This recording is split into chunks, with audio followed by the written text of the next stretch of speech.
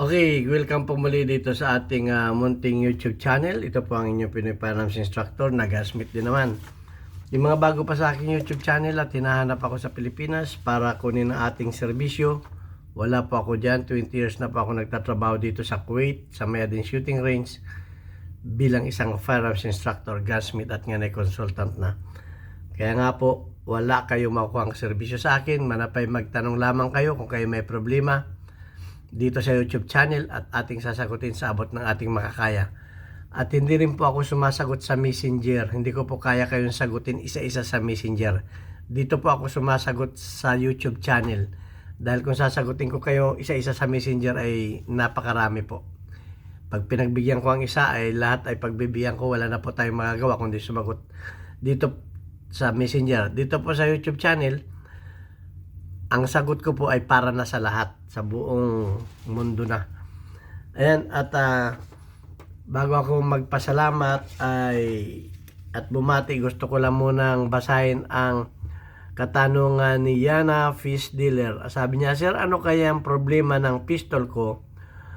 Pumuputok naman siya, kaso pag lumabas yung basyo niya naipit sa slide." Sana po masagot. Okay, maraming beses ko na rin ito sinagot.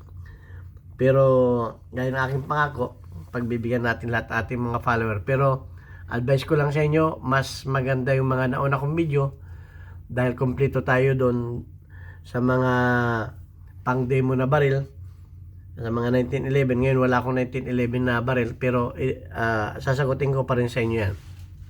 Okay? At binabati ko lang ang lahat nating 37,800 plus na mga subscribers. Lalo tigit ang ating mga OFW sa mga panikay ng mundo. Mag-ingat po tayo dahil taglamig na. Usong-uso na po ang sakit. Ayan, at lalo tigit mag-ingat tayo sa ating trabaho na huwag tayong maaksidente. Okay, at pasasalamatan ko rin, thank you very much sa ating mga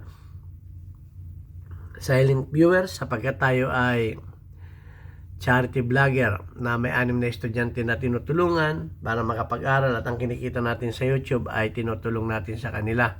Sila po ay mga anak ng single parent. Kaya pasasalamatan natin, shout out sa ating mga magigiting na sponsor sa pangunguna ni Alfredo Isidro, Ordo Sipay ng Las Piñas, si Architect Arnel Salvador ng Kuwait, si Jubel Platon, Buy Umay ng Riyadh, Saudi Arabia, si Umbit ng Kia Motors Kuwait, si Anthony Evangelista ng Pasay. Meron kayong magpakilala? Tawagin na lang natin sa pangalang Conrado Ilulailio. Okay, at Pangulo ay si Junard Diaz. Okay, maraming salamat sa pinadala ninyo dito sa ating GCash number. Yan po ang GCash number. Kung meron pang gusto tumulong, maraming salamat po. Para kung marami tayong sponsor, marami rin tayong matutulungan ng mga bata. Okay. At pag dumami na at lumaki na ang ating YouTube channel, marami pa tayong matutulungan. Okay, sagutin na natin ang katanungan ni Yana Fish Dealer. Ang nangyayari sa kanyang baril ay ganito. Stir pipe. Yan. Para matanggal yan, kakarasihin mo lang yan. So, ganun, naipit yung basyo dito, naipit sa kanyang naipit ng slide. Ganyan ang nangyayari. So bakit nangyayari yan? Ito malimit ko na itong mga ilang beses ko na rin ito naging topic. So papasadaan ulit natin. Checkin niyo yung inyong mga extractor. Yung extractor ay ito. Ito yung extractor, oh. Ito yung extractor ng inyong mga pistol. Ano mang klaseng pistol yan, ano mang model yan, dito yan nakalagay. Ayan, dito nakalagay ang mga extractor na yan. Ngayon, kung mahina nang kumapit ang extractor ninyo, ganyan ang mangyari, ganun. Paano ninyo malalaman na maayos pa ang inyong extractor? Pag tinanggal ninyo ang inyong slide at pinasukan ninyo ng bala sa kanyang extractor, pinakagat ninyo sa extractor na ganyan na, ipapakagat ninyo yung bala sa extractor para malaman ninyo kung matibay bang humawak. Ayan, oh. makikita ninyo yung bala, talagang parang yan ay hindi man armas ng ng senior citizen. Okay? Talagang tuwid na tuwid. Pero kung yun ay parang pag ginanon ninyo ay nalalaglag na, ay mahina ang kapit ng extractor ninyo. Kasi ang nangyayari dyan, pag mahina ang kapit niyan, pag umatras yan, pag umatras itong slide, yung inyong basyo sasabit dito sa ulo na to. Sasabit dito sa ulo na ito. So matatanggal siya. Hindi siya mag-i-eject, matatanggal lamang sa kanyang extractor. At pag close ng extract ng slide, maipit lamang siya. Hindi siya mag-i-eject. Kasi nga sumayad siya dito sa sunod na bala. Sasayad yan Pag umatras yan, sasayad yan dito. So ang mangyayari niyan dahil ngayon ay mahina ang kapit, matatanggal yan sa extractor at hindi mag-eject, nandun lang siya sa loob, siya ay may ipit lamang ng slide. Yun ang nangyayari. So ano ang dapat natin gawin? Yun ang tanong. So ito ang extractor ninyo, tingnan muna ninyo yung extractor ninyo kung ito ay baka naman pudpud na yung parang kuko niya, kagaya nito, naputol na. Okay, lalabas din yan, basyo kahit putol na itong kuko na to, dahil gawa ng blue back. Lalabas din yan. Pero hindi siya nakatangay ng O di kaya, mapudpud na to, ay mahina siyang humawak. So, i-repair ninyo to. Ang isa pa ay lilinisin ninyo kasi itong na to, kumakawang ito pag puno na ito ng carbon, kasi napupuno ito ng carbon itong parte na ito. Kahit sa mga 1911 dito nabubunot yung mga 1911 lilinisin ninyo yung pinagsasalpakan ng extractor, kasi pag maraming carbon na ito, kakawang na yan at mahina na. Okay, sa mga ganitong style na mga may spring yan dito.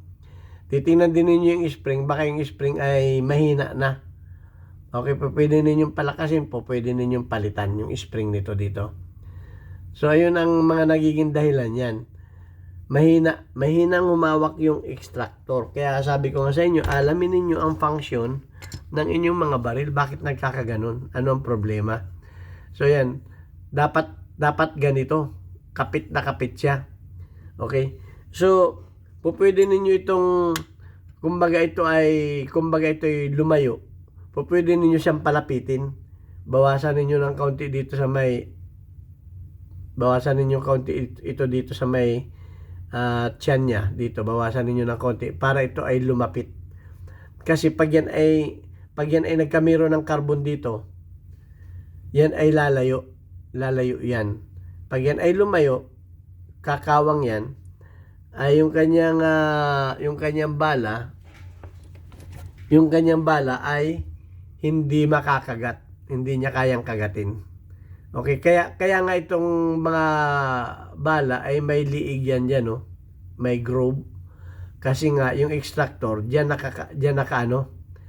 nakakagat yan, diyan kumakagat yan. Ngayon, kung ito ay lumayo yan dyan dahil makarbo na to. So ganun ang mangyayari. Mahina na ang kagat. So pag mahina na ang kagat niyan, pag atras niyan, bibitaw yan. Hindi na yan naabot dito sa ejector. Ito yung ejector niya, Kasi yan, pag umatras yan, dapat yung tumama yung puwit ng basyo dito sa ejector. Ito yung ejector niya, ito. Yan, dapat dito. Ngayon, andi dito pa lang siya, andi dito pa lang yung basyo. pagsayad niya dito sa bala kasunod, bumitaw na siya. So, nandyan lang siya sa loob. Kaya pagbalik ng slide, ganito ang mangyayari. May ipit na siya. Okay, so ang problema dyan ay extractor. Mahinang kumapit ang extractor. Dapat, ganito ang kapit ng extractor. Ayan o. Ganyan ang kapit ng extractor. Oh. Hindi yung parang malalaglag na siya. Hindi yung parang malalaglag na siya. Pag yan ay mahina ang kapit, ganun ang mangyayari. Ganito ang mangyayari pagka mahina ang extractor. So, sana natutunan ninyo. At advice ko lang, panoorin ninyo yung mga una kong video. Mas kompleto yun. Mas detalyado yun. Hindi ako masyado makapagsalita ng mahaba dahil masakit lalamunan ko. Okay, so sana may natutunan kayo sa pag-ayos ng extractor. Ayusin ninyo, linisin ninyo. Dapat kung mga nakaputok na kayo mga 2,000 bala, mga 2,000 rounds na bala, dapat lilinisin na ninyo ito. Lilinisin na ninyo yan. Okay? Tatanggalan ninyo ng carbon. Actually, ang karanasan ko dito, itong parts nito, itong parte na to, napupuno yan ng carbon. Napupuno ng carbon yan dahil nga ito ay malapit sa chamber pag pumutok.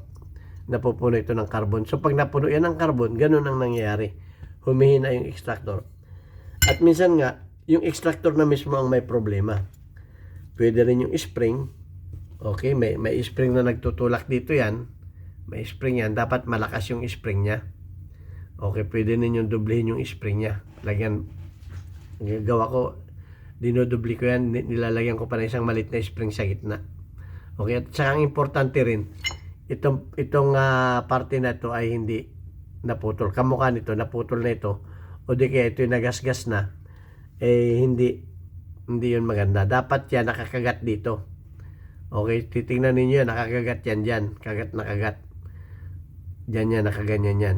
So yan, ito ang inyong Pinoy Firearms Instructor. Sana may natutunan kayo. At advice ko lagi na panoorin ninyo yung mga luma kong videos para doon nyo makuha ang kompletong kasagutan. Okay? Shout out doon sa ating mga top na mga subscribers, yung mga top na mga sa ating nagko-comment sa pangunguna ni Alfredo Isidro, Chinchin Gutierrez. Alfredo Isidro 100 plus ang kanyang engagement. Si Chinchin Gutierrez ganon din, 100 plus ang kanyang engagement. Si Unico Ejo ganon din, 100 plus ang kanyang engagement. At si Brian Butch Pido 50 plus ang kanyang engagement. Ang YouTube ay naglalabas ng mga top na nag-engage na mga subscribers natin linggo-linggo. Kaya sa susunod na linggo, iba naman yan siguro. At sana pakishare ng ating mga videos para marami pa ang matuto sa atin. Okay, yung mga nag-ano sa ating YouTube channel ng babas, saan kaya sila kumukuha ng kapal na mukha para tayo ay pauwi na sa Pilipinas. Okay, si Rio Cunha, umuwi na daw tayo sa Pilipinas dahil mali daw yung turo natin. Siguro naubusan na siya ng customer, si Rio Cunha. Ay, huwag tayong maging mainggitin sa ating kapwa, maging matulungin tayo. Ang aking YouTube channel ay pagtulong. Disclaimer sa mga gunsmith, hindi ko hangad na kayo siraan. Ang hangad ko lamang ay makatulong sa ating mga maliliit na kababayan. Okay, hanggang sa muli natin videos. God bless us all. Thank you very much.